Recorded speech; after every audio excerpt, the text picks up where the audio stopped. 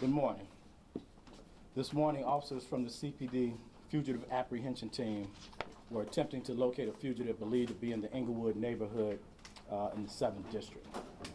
At about shortly after 8:30 a.m., officers came into contact with the offender in the 1900 block of West 65th Street. At that time, a physical struggle ensued, followed by an armed confrontation. The first call of shots fired was received at the 6500 block of South Winchester Avenue, at which point one of our officers was struck by gunfire. Our officer was able to return gunfire along with his partner, but at this time it's unknown whether the offender was injured from the exchange of gunshots. It's reported that the injured officer had the self-awareness to apply his own tourniquet as his partner maintained pressure on the gunshot wound on the way to the hospital. So many thanks to the Chicago Police Foundation for their generous support in ensuring that our officers have the equipment necessary to provide immediate life-saving aid. At that time, the officer's partners placed him in the squad car and did wait for an ambulance to rush him to Christ Hospital. I want to say at this time, thanks to the excellent medical care of the surgeons, the doctors and nurses here at Christ Hospital, the officer is already out of surgery in stable condition. The injured officer is a 40-year-old male and a 16-year veteran of the Chicago Police Department from the Fugitive Apprehension Unit. I'd also like to thank our federal law enforcement partners from the U.S. Marshals, ATF, and FBI for their continued support and partnership in combating gun violence throughout our city. We're actively deploying all available resources to locate and place the offender into custody. We believe the offender to be Michael Blackman, the same suspect responsible for the shooting incident that occurred Wednesday afternoon in the 200 block of North Milwaukee Avenue. Michael Blackman is a 45-year-old male black, 5 feet 9 inches tall, 160 pounds, brown eyes and bald or very short black hair. He was dressed in all black clothing with a black backpack. Michael Blackman has an extensive arrest history going back to 1991, with charges ranging from burglary, battery, domestic battery, criminal trespass, disorderly conduct, driving on a suspended license, and criminal possession of a controlled substance. So again, I'd like to thank all the medical personnel at the hospital and the heroic efforts of his partners to get him here safely. Next, I'd like to call up Dr. J. Kaylee Lee, the surgeon who treated our officer today. Hello, hi. I was a trauma surgeon on call today. I received the officer directly from the field. I believe he came via a squad car. He had been shot multiple times. He had a wound to the left groin as well as 2 holes in his left lower leg. The wound in the left groin has a retained bullet, and the lower leg was a through and through gunshot wound. He came basically bleeding to death. He had already lost a significant amount of blood and was taken emergently to the operating room for surgery. We started blood transfusions in the emergency room. Once he got up to the operating room, we were able to find his injury. He had a significant hole in one of the largest veins in the leg, which was repaired. We also evaluated the wounds in his lower leg. He has significant fractures in that area that has been temporarily addressed with splinting. He is now in stable condition in our ICU. He will undergo further testing and will need further operations as well. I do expect that he will have a good recovery though. Thank you, Doctor. And now I'll ask FOP President Kevin Graham to say a few words. As you know, being a police officer is an extremely dangerous job. It doesn't matter whether it's the middle of the night or the early morning or the middle of the day. When I spoke to his wife, she is obviously concerned. Our hearts and prayers go out to her, and I have reassured her that whatever resources the FOP can do to ensure the well-being of her husband, we will certainly provide those. Please keep all the officers in your prayers.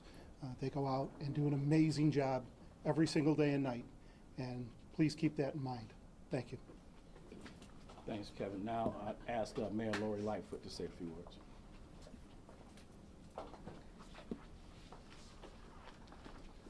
Thank you, Superintendent. I want to thank President Kevin Graham of the FOP, and specifically thanks for your support of the officer and his family. I want to thank you all for being here.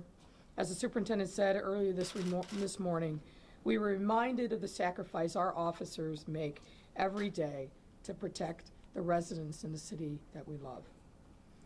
First, we need to thank the officers in the Fugitive Apprehension Unit. Their quick work saved this officer's life.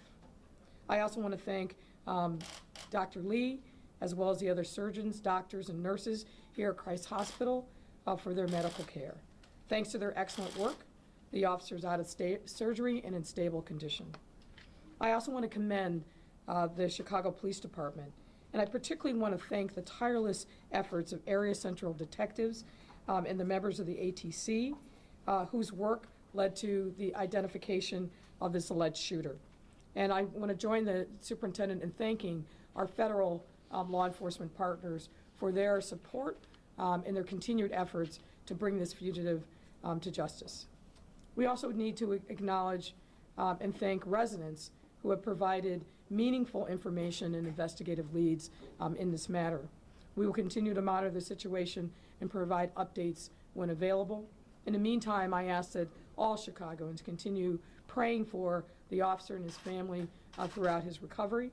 We also need to keep all of our first responders in your thoughts and prayers, because as the superintendent said, and we see on a daily basis, they run to danger to protect us.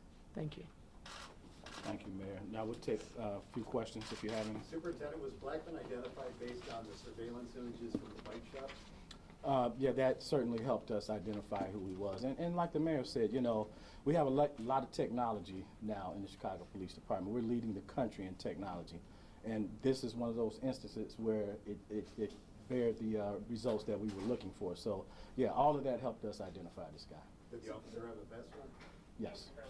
What was the motivation for the shooting on Milwaukee? I may have missed that. We haven't given a motivation yet. We still don't know. Superintendent, how would you describe the state of mind of this fugitive? We are hearing that he might be wearing a bulletproof vest and that he's armed. Obviously, he shot an officer. What would you warn the public about this man? Well, I would say to the residents of that area, you know, just be on alert, just pay attention to what's going on around you, because as far as we know, he still has a weapon. We are vigorously looking for him. As far as his state of mind, look,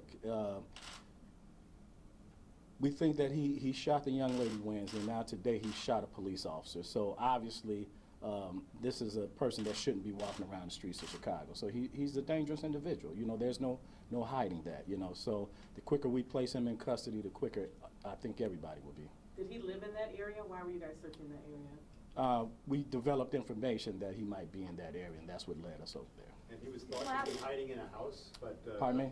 He was thought to be hiding in a house initially?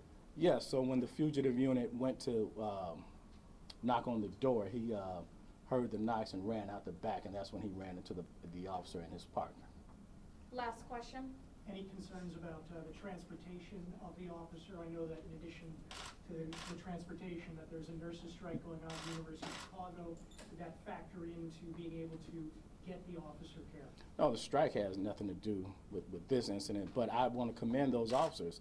As the doctor said, he had lost a significant amount of blood before they were able to get to him. So I think the officers made a heroic and smart move by putting him in the squad car, not waiting, and getting him here as soon as they can. And to the officers' credit, you know, we're hearing that he placed the tourniquet on himself. So all of those factors together is putting a smile on our faces right now. So I tell you, it's, you know, having been involved in some shootings, man, that's a difficult thing, man. Those decisions those officers make out there in a split second can change someone's life, and certainly that helped bring this to the happy place we're in right now. He's certainly not out of the woods, but he, you know, we visited with him, the mayor and I and his wife. He's talking to us.